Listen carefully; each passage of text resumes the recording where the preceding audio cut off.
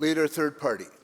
Thank you, Honourable Speaker. Honourable Speaker, earlier this year at the Intergovernmental Science Policy Platform on Biodiversity and Ecosystem Services released the most comprehensive assessment to date on the state of biodiversity and ecosystems worldwide. It warned, Honourable Speaker, of unprecedented and accelerating extinction rates with millions of species at risk of disappearing forever, many within decades, more than ever before in human history.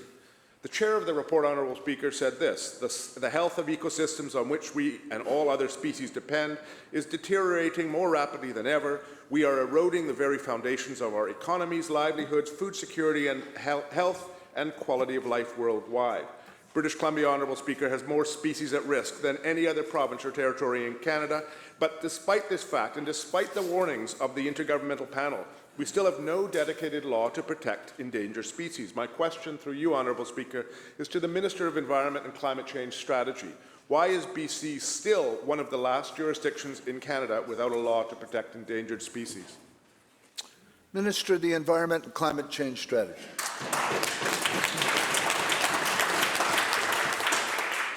Thank you very much, Honourable Speaker, and thank you to the Leader of the Third Party for the question. He is absolutely correct that BC is Canada's most ecologically diverse province, and we also have by far the greatest number of species at risk of any province in Canada. We know that we have a responsibility to take action to protect BC's environment, to protect ecological diversity, to protect species at risk, and we know that we need to do it in a way that's designed in British Columbia because there is a law in Canada, and it is in fact a unidimensional law that doesn't address all of the potential factors that can contribute to healthy ecosystems. So we have spent 2018 and 2019 consulting extensively.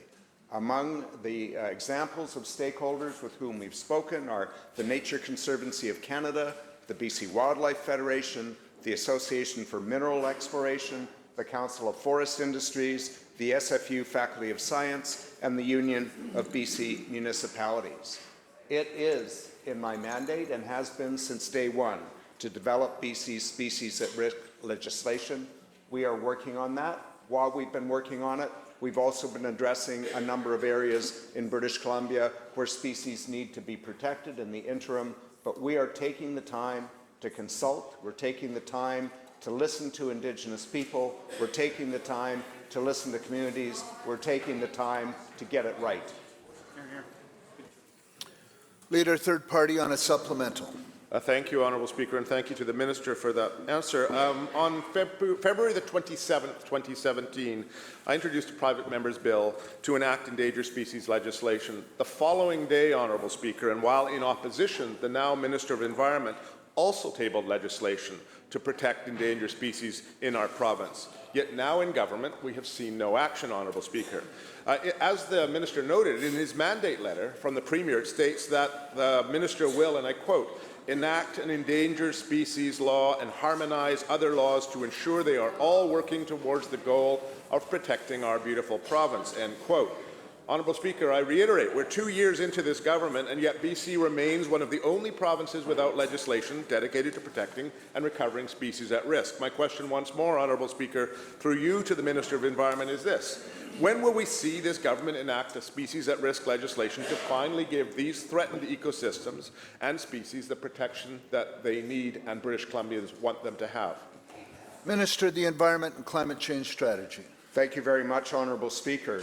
As I've outlined, we are consulting, we are working on it, we have talked to Indigenous people, we have taken action in a number of areas, as I've outlined yesterday, and in fact, in other areas to protect species at risk and to deal with endangered ecosystems. In the time since we've taken office, we've introduced a Professional Governance Act, a revamped Environmental Assessment Act, a climate plan, Climate Change Accountability Act. We're working on a climate adaptation strategy that will be critical to protecting species at risk. We are doing far from nothing, but we want to make sure that we get it right.